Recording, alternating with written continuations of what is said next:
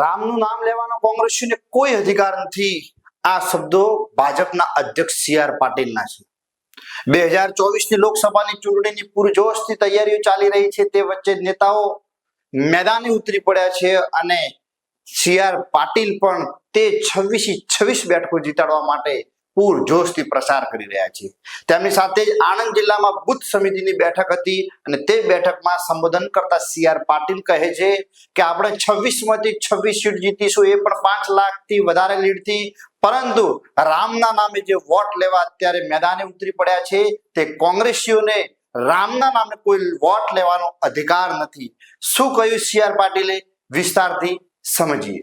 લગભગ 20 સીટો એ આપણે 5000 ની અંદર હાર્યા અને એમાં આકલાવ, એના પહેલા જિગ્નેશ મેવાણીની સીટ હતી, એ પણ આપણે 4000 હાર્યા. અને આકલાવ જે મુખ્યમંત્રીના સપના જોતા હતા ભાઈ, તો બોલો એ ભાઈ માંડ માંડ બચ્યા, એનું પ્રેશર બી ઘટી ગયું હતું.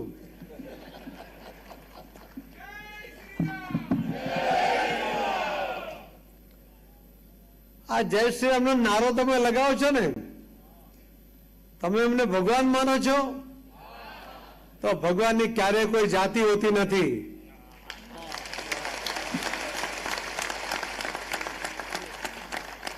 કે જે કોઈ એમનું નામ લઈને પ્રચાર કરે છે ને, એમને કહો તમારા હિંમત હોય તો તમારા કેન્દ્રીય અધિકારીઓને પૂછીને એકવાર રામના દર્શન કરી આવો.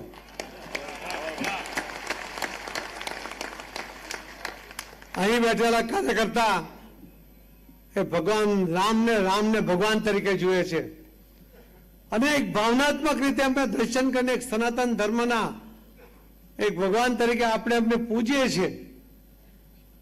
રામનું નામ લેવાનો આ કોંગ્રેસીઓને કોઈ અધિકાર નથી. આદરણીય પ્રધાનમંત્રીએ એક વચનો જે પૂર્ણ કર્યા હતા, એમાં મેનિફેસ્ટોમાં 1980 થી દર વખતે મેનિફેસ્ટો ભારતીય જનતા પાર્ટી બનાવતી હતી, એનું નામ હતું સંકલ્પ પત્ર. એમાં પહેલો મુદ્દો હતો રામ મંદિર ત્યાં જ બનાવીશું જ્યાં ભગવાન રામનો જન્મ થયો હતો. આજ કોંગ્રેસીઓ હસતા હતા અને કોમેન્ટ કરતા હતા કે ભાજપ વાળા કહે છે મંદિર વહી બનાએંગે, તારીખ નહીં બતાએંગે. એમને ખબર નથી, આ તો મોદી સાહેબ છે, તારીખ પણ બતાવી, નિર્માણ પણ કર્યું, આમંત્રણ પણ આપ્યું.